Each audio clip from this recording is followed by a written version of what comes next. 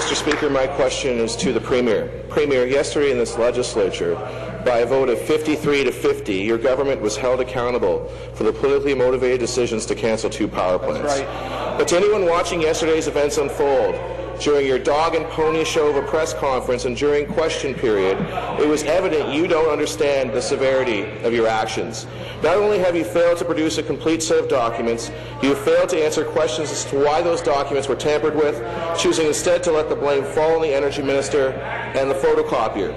You have had every opportunity to take responsibility for the political decisions that you made, decisions that left your cabinet in the dark and your Energy Minister to find out about your politically motivated decisions in the newspaper.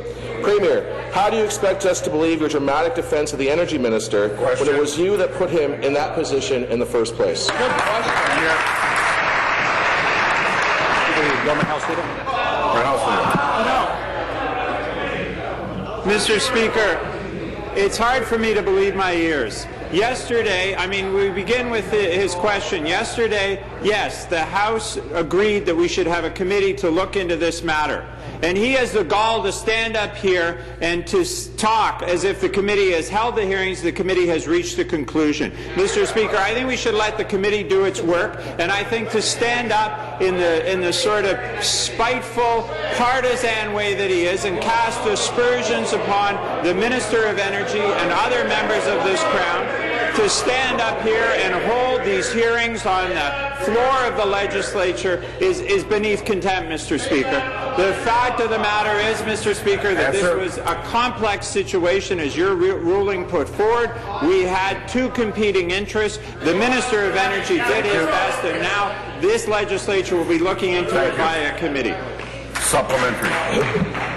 Well, Mr. Speaker, I don't actually think they heard the question. I asked why the Premier put the Minister of Energy in that job in the first place. Premier, as you spoke yesterday, it was clear for all Ontarians to see the regret in your eyes. You hung your Energy Minister out to dry until the 11th hour before finally choosing to publicly support him. I'm appalled that the Premier would be so self-righteous as to stand in a press conference yesterday and pretend to defend Chris Bentley when he has been the Premier's hand-picked fall guy from the moment he was handed the portfolio. I'm appalled that this Premier would have the gall to accuse the opposition parties of playing politics when for the past 2 years he's done nothing but play politics with over $640 million of taxpayer money squandered. Premier, if you really cared about your minister, would you stand up and take responsibility for your mistakes rather than make your fall guy take the blame? Will you do that today, Premier? Thank you. Mr. Speaker, how dare he? The fact of the matter is, Mr. Speaker, I come from a world where someone is innocent until proven guilty. This member is standing up here in the legislature. He is presupposing the work of a committee. He is casting aspersions upon an honourable member of this House, the Minister of Energy.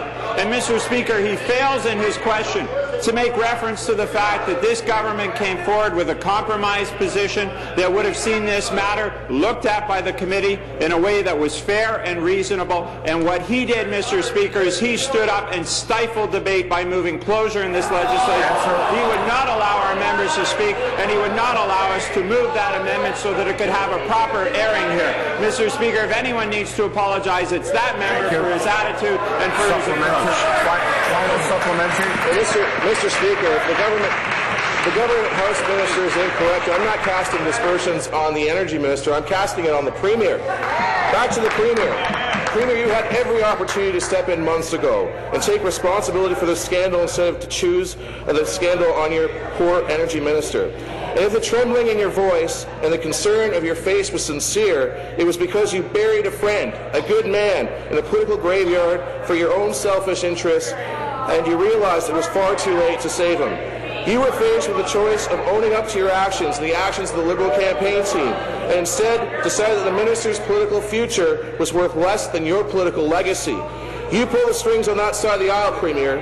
You make the decisions. If you had to hold your minister to release the documents, I'm sure he would have.